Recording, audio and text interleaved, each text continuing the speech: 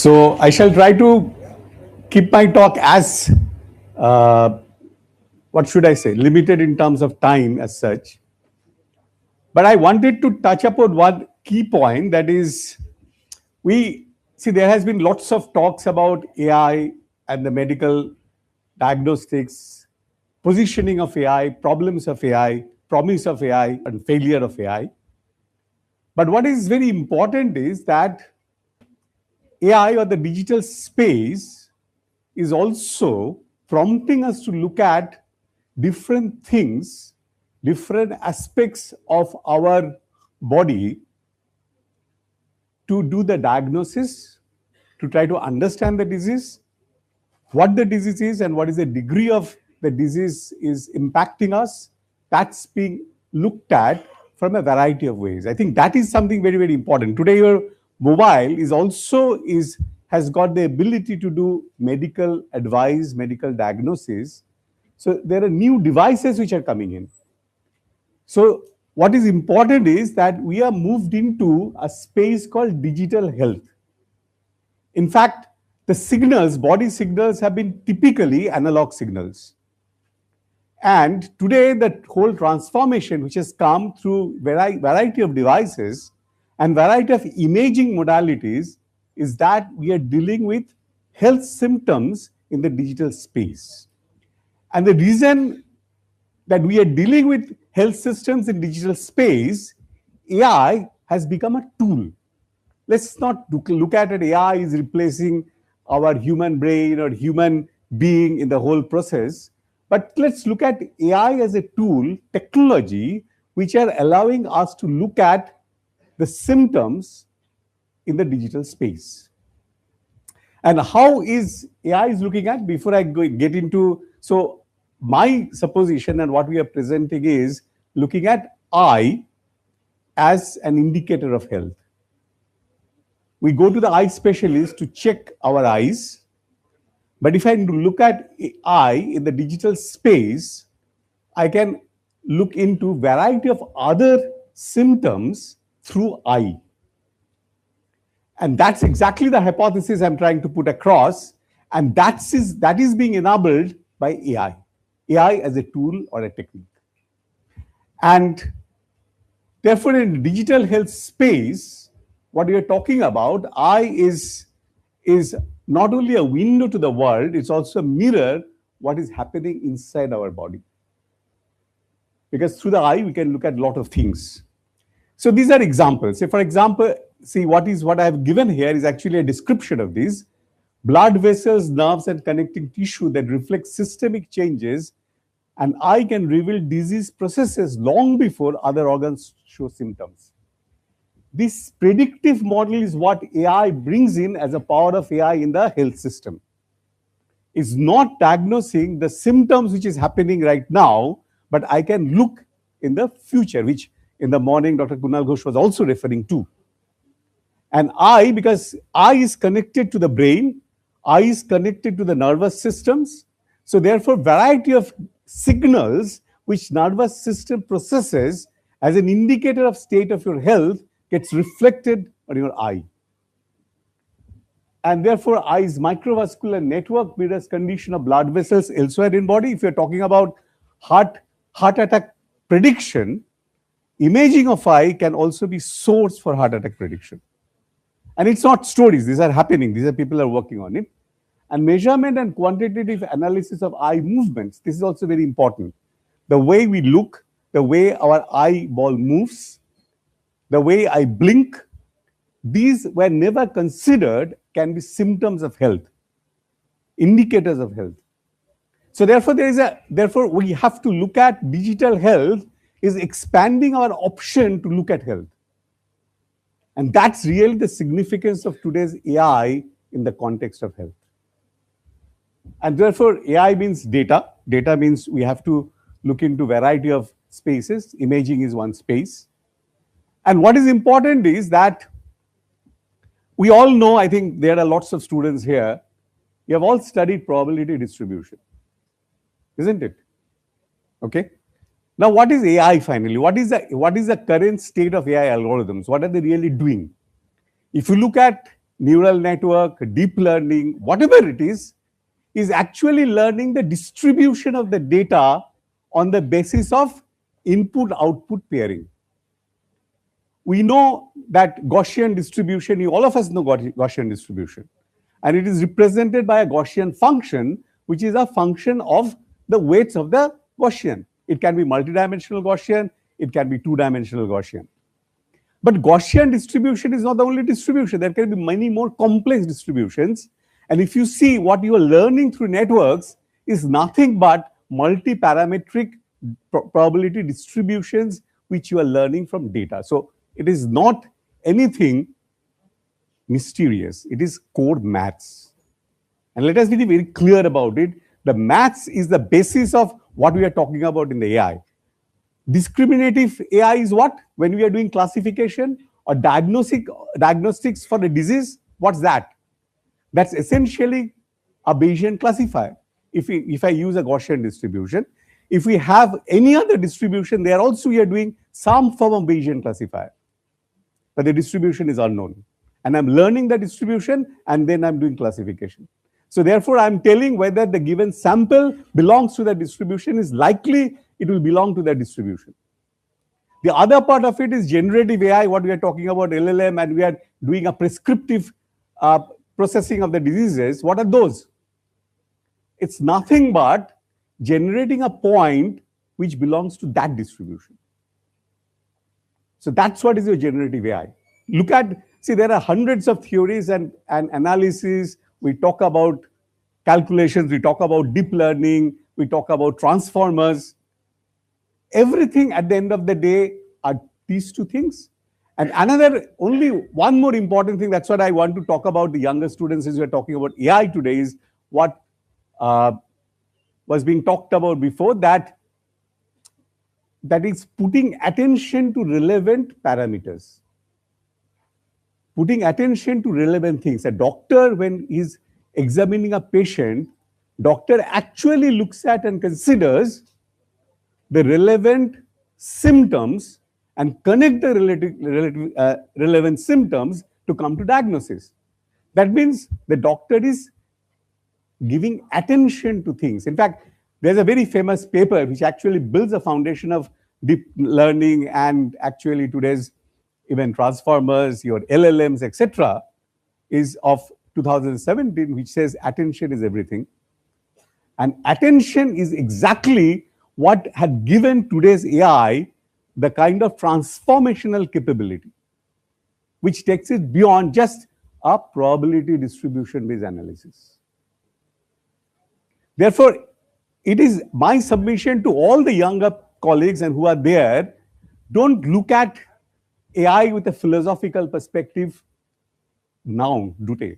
You should look at it more mathematically. And therefore, what we are talking about is a mathematical technique for solving a problem.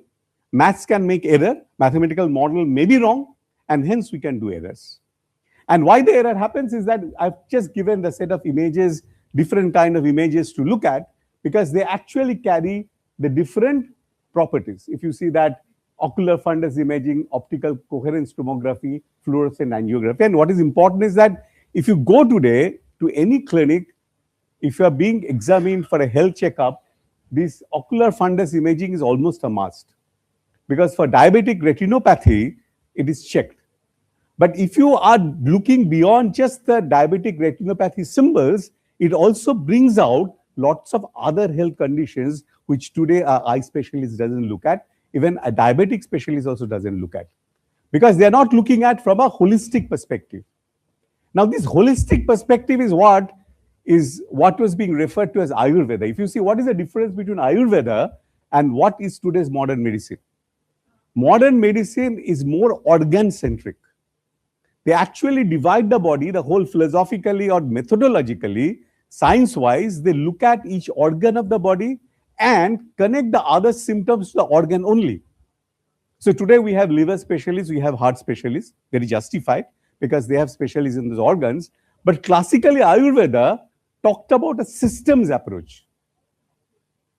And I think that's where the value of Ayurveda is, and how Ayurveda and modern medicine to be looked at, and even looked at through the eyes of through the eyes of AI is actually an open problem. And we need to look at these things with a different perspective altogether. So with these, I just get into this an example of eye image. I think all of us has seen these images. And this is an example of retinal imaging of a healthy 48-year-old female. And this gives you the different, if you see that this is your eyeball, that I think it's not coming here. It's an optic disc, cross-sectional optical coherence tomography scan illustrating clear definition of retinal layers. This is your B. If you see B, they're talking about retinal layers. And if you see here, the last one, this is actually showing the different aspects of the eye. I don't get into the biology of eye. You can look at it otherwise. But what is important is this imaging are revealing various things hidden in your eye. And since it's hidden in your eye, therefore, what can you do? So therefore, one is imaging is one thing. Is there through image you can see things. The other is oculometry. Oculometry is actually measurements of eye movements. And if you see that success, fixation, smooth pursuit, microsuccess, divergence, blink rate and duration, pupil dynamics, there are instruments to measure them. The question comes up that I can use AI also to measure them. I can also use AI to take that data to use it as symptoms. Typically, for general health examination, we do not use these symptoms. Use these measures. They are measures in terms of, they're typically measured for your eye test and those purposes only. Now, there is also spectroscopy. Spectroscopy is also a very standard technique we use in signal processing space. But spectroscopy with eye can reveal lots of things. If you see, because why? It's essentially is an interaction between light and matter. So therefore, the properties of eye tissues and the layers of the eye actually reveals lots of internal data. So therefore, I can, therefore, if you see here, distinct spectral signatures of proteins and molecules of precise diagnostics. So if you see the proteins that is getting deposited in eye, that actually would give me the sensitivity to various diseases. So if you see, spectroscopy is also a thing. So now look at this. So therefore, if these are all measures that I can go, you can go to a eye specialist and get your eyes examined, and all of these measures can come. And now see what are the different kinds of diseases can be detected through your eye images. Look at cardiovascular health, because your basically the vascular network reflects your heart functioning, metabolic disorders, neurological health, systemic inflammation and aging. The question of age detection was there, age estimation was there. Eye image can help you do that, and other conditions, including kidney disease, blood cancers, brain tumors. These are all, and pressure-induced changes in the optic nerves. So whatever we are talking about today with variety of sensors, in fact, we have listened to a talk on using VOCs for kidney disease, but there also can be kidney diseases detected through your eye imaging. These are all documented data, and this is exactly which is to be made more precise and robust.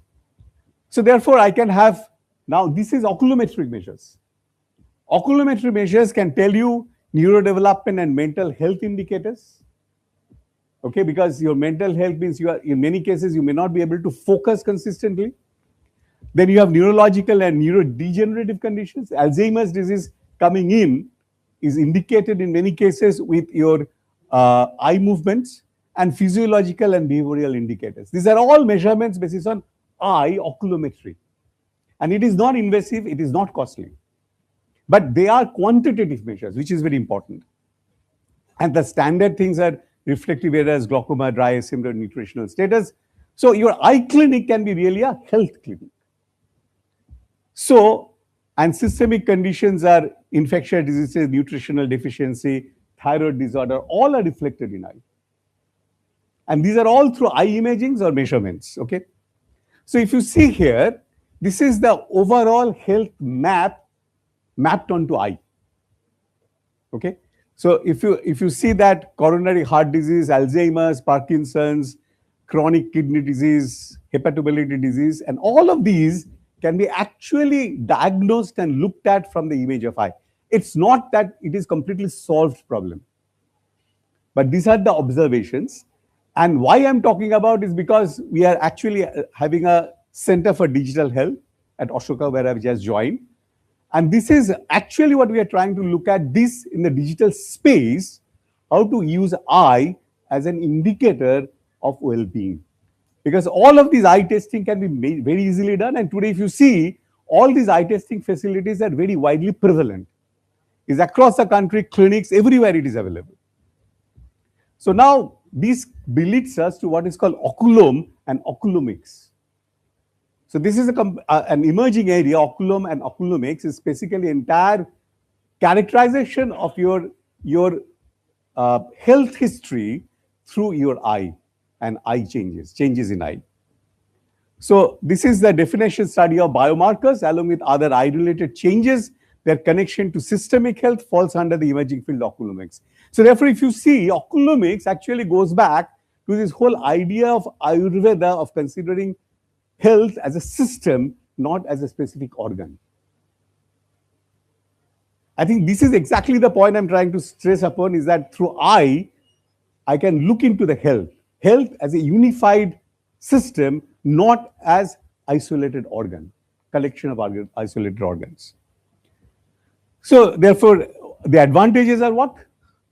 Diagnostic potential, accessibility, cost effectiveness, and there can be interdisciplinary collaboration. Because from eye examination, I can connect with the heart specialist, I can connect with the liver specialist, and I can build up the interdisciplinary consultation for a disease. But the starting point of the diagnosis can be eye. So therefore, if you see, this is a huge clinical value, and that's really the reason why we need to go to digital health. Because the numbers, if we need to deal with, is important to that get into an automation, at least limited automation with human in the loop. And that is possible if we are predominantly work in the digital space.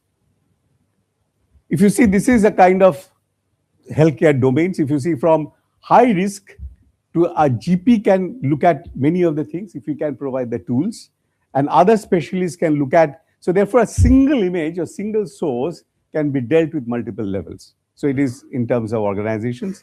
And AI, whatever has been talked about, all of these goes into what we are talking about. We are looking at a multimodal AI models and foundational models. Now, these foundational models need not be LLM-based models. Today, the foundational models are LLM-based.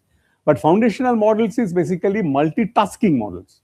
That means you have got AI models. They are not just doing the single task of detecting one disease, but it can do multiple tasks, multiple disease detection and diagnosis. And not just disease diagnosis, you have to look into it. It's diagnosis, prediction, and prescription. Because there are AIs which can be diagnostic, predictive, and prescriptive. Prescriptive is what action you should take. And because of the generative AI framework, today the prescriptive AI is becoming a major component for any kind of health management. And these have to be measurable, reliable, ethical. In fact, this is a question which is being talked about in a big way, that 80% works, 20% doesn't work. Which 20% has not worked? This is really the challenge. We all make sensors, we all make techniques. We know that they will not work 100%. Never it will work 100%. Every time we try to say that we are improved by 5%, 2%, 3%, etc.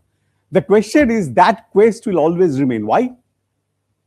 Because the moment you change the population, the nature of the distribution changes. Since the nature of distribution changes, therefore there will be prediction errors. So you can never get 100% completely confident diagnosis given this kind of sensing and sensing-based automated means. So what is required? If you see, we all know that in a statistical inferencing, we can talk about the degree of confidence. So we need to define these measures for AI systems. In fact, if you see, there is a huge event in this case of AI Summit also, this question was discussed when I was part of an agriculture summit where I talked about this. Because how do I actually ensure, or I shall say, that this is working with 99% accuracy with this much confidence? And how do I say that if you make a decision, what is the confidence with which you should move ahead? What is the risk? Because the risk assessment of AI is not very common. Because what does that 10% error means in terms of risk to you? And that risk actually guides you to whether to explore further or not. So this is important. So if you see here, so technology trends wise, we need to go beyond LLMs. We need to look at diagnostic and prescriptive, discriminative and generative AI here comes in, and the reasoning. Basically today, if you look at there are lots of work is happening in the space of, even in these kind of large reasoning models. We do not talk about large language models, large reasoning models. And with that, the causal reasoning is actually becoming a very important component. Going back, what I talked about probability, that if you have learned about, say, Judah-Pearl, Bayes theorem, going back to Bayesian decision making, what we call now with causality, we look about counterfactuals. Counterfactuals is what if. Now, if I can generate counterfactuals on the basis of other past data of the diseases, then my diagnosis for a particular patient becomes much easier. So what does it mean? I'm having current conditions. Now I can do a counterfactuals. That means what if I give this medicine, what will happen to him? What will happen if I leave him untreated?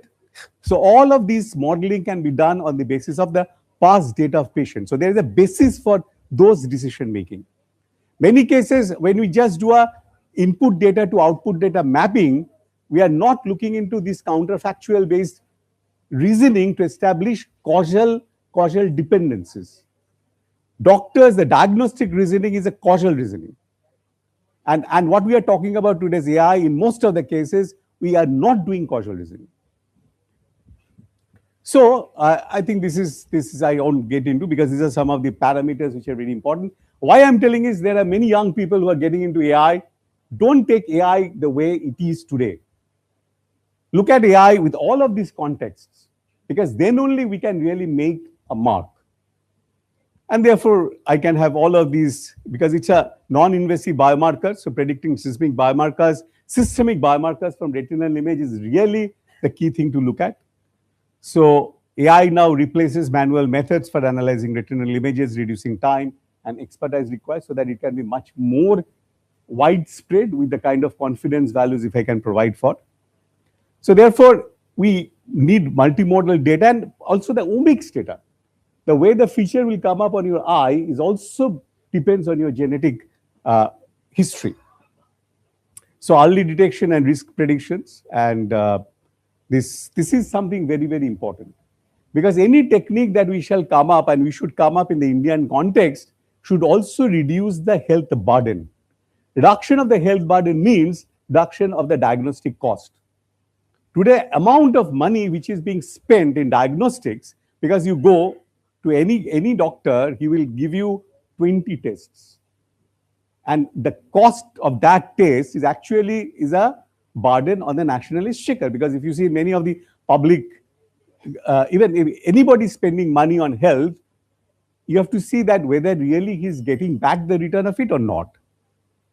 So the other part of it is explainability has to be there, data bias, which is from the, so we need Indian data. We cannot based on other data. There has to be regulatory and ethical concepts, and therefore important is that integration with healthcare systems, what I'm talking about, all of these philosophies needs to get integrated in a proper way with what is today's healthcare is. And the drift that I've talked about, that if the distribution changes, there will be failure.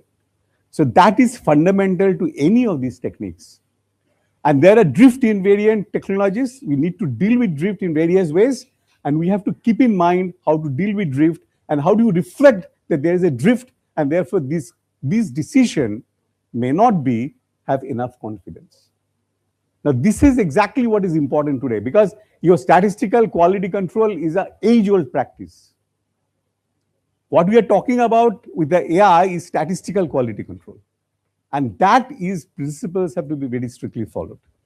And this takes us to the last slide of mine, that I, as a biological dashboard, reflects the state of various body systems, and that's exactly what we need to do. And therefore, there is a huge opportunity of work. Retinal imaging, multimodal data, multidisciplinary partnership, novel technologies, data record linkage, research, evidence validation, and mechanistic understanding. Mechanistic understanding is what? Understanding the whole physiological process and the body as a system on the basis of what you find and what you see. And that mechanistic system discovery, that's exactly what is today's science-directed AI, that mechanistic system discovery can enhance these whole algorithms and processes that I'm talking about. So this is exactly the whole story. And I think we need to look at AI and medical diagnosis with a different lens. And that is something very, very important and critical. But it is absolutely essential for the country like India, where the numbers cannot be handled only through human interventions. Thank you.